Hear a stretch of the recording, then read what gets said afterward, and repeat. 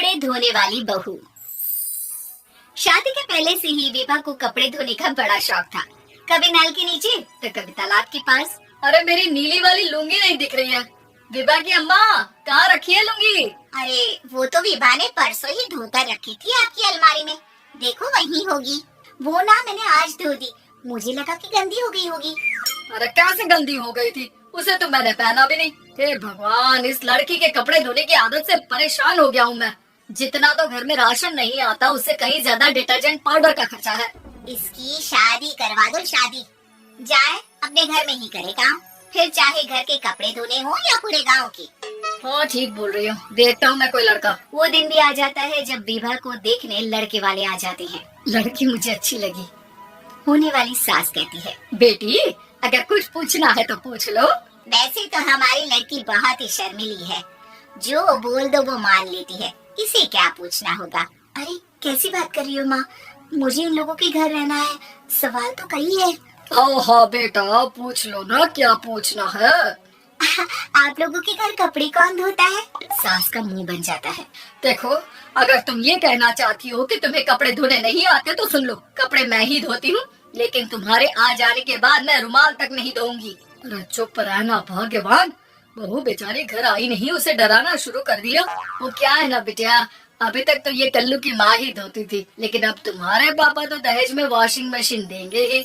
तभी विभा की माँ बोल पड़ती है, सवाल भी पूछा तो क्या। वैसे भाई साहब, मशीन की तो फिर भी कपड़े धोने की कैपेसिटी होती है। मतलब जो बिटिया दे रहे हैं ना विभा, इसे कपड़े धोने का बहुत शौक है। ये आप लोगों के क्या आस पड़ोस गांव मोहल्ले सबके कपड़े धो दे और उफ तक ना करे। बाहर देखा नहीं आपने कितने कपड़े सूख रहे हैं? सब हमारी बेटियां ने ही तो धोए हैं। बस भी करो ना माँ, शर्म आ रही इतनी तारीफ सुनकर। और तो और एक दाग निकाल कर दिखाओ तो मान जाओ। हाँ। अच्छा माफ करना बेटा, मैंने गलत समझा।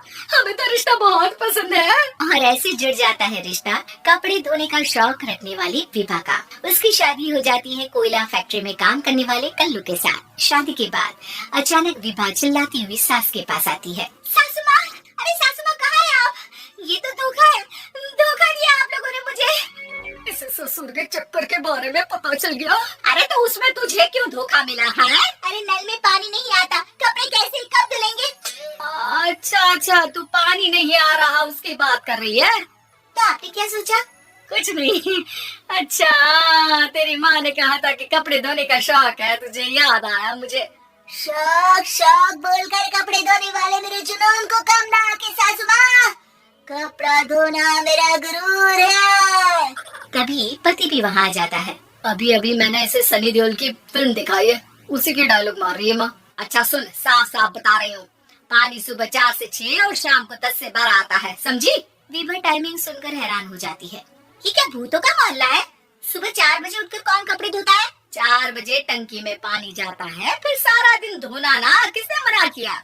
अरे कैसी बात कर रही है? 200 लीटर की टंकी में कितने कपड़े धो लूंगी मैं? सुबह ही उठ जाऊंगी मैं। अब क्या था, विभा सुबह 4 से लेकर रात के 12 बजे तक कपड़े ही धोती रहती। एक रोज सास पड़ोस से निकलकर कहीं जा रही होती है कि साथ वाली कहती है, हाँ कल्लू की माँ, जरा ये बताओ कि 2 साड़ी है, 2 ब्लाउज और एक पेटीकोट और एक नाड़े वाला लंबा कच्छा।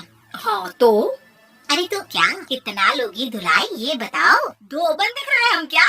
हमारे पति सरकारी नौकरी से अभी रिटायर हुए हैं और बेटा सुपरवाइजर है कोयला फैक्ट्री में। 2 बन समझ रखा है हमें?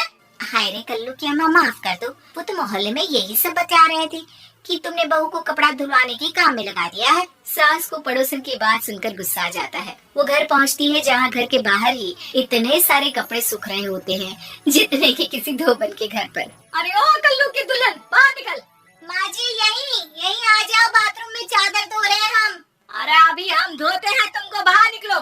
ये आस पड़ोस वाले बोल रहे हैं कि हम बहू से कपड़े धुलवा कर उसे कपड़ा धोने वाली बना दिए हैं।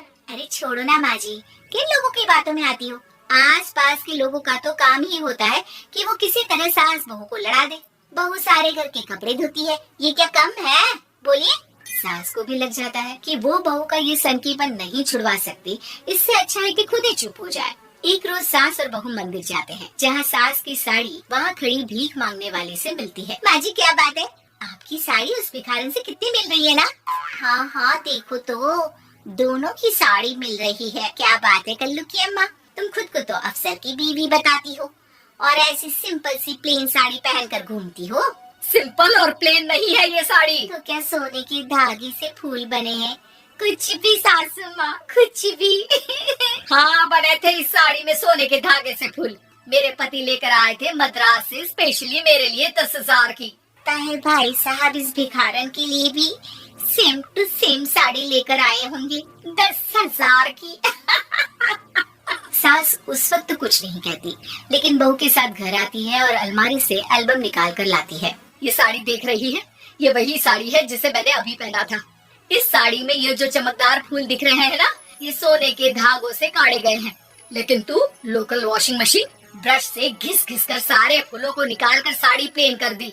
मुझे माफ कर दीजिए सासू माँ। और तो और, जब मैंने तुझे तेरी गलती के लिए कुछ नहीं कहा, लेकिन तूने तो सबके सामने मेरा मजाक ही बना दिया। क्यों? बहू को समझ में आ जाता है कि अब से उसका कपड़े धोना बंद।